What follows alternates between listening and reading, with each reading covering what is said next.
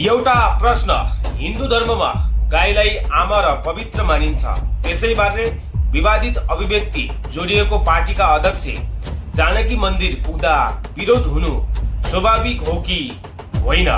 जनकपुरको जानकी मन्दिर अगाडि हर्क साम्पाङको दर्शनलाई लिएर तनाव देखियो। हिन्दूवादी संघ संस्थाले उनको प्रवेशको विरोध गर्दै प्रदर्शन गरे।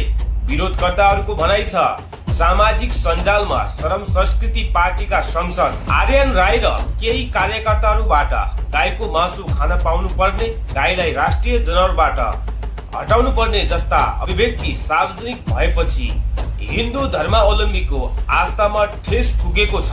हर्क साम्पाङले सोही त्यस्ता अभिव्यक्ति दिएका छैनन्, तर उनी सोही पार्टीका अध्यक्ष भएकाले पार्टीको धारणा स्पष्ट गर्नुपर्ने र धार्मिक आस्थाप्रति सम्मान देखाउनु पर्ने माग गर्दै विरोध गरिएको प्रदर्शनकारीहरूको भनाइ छ।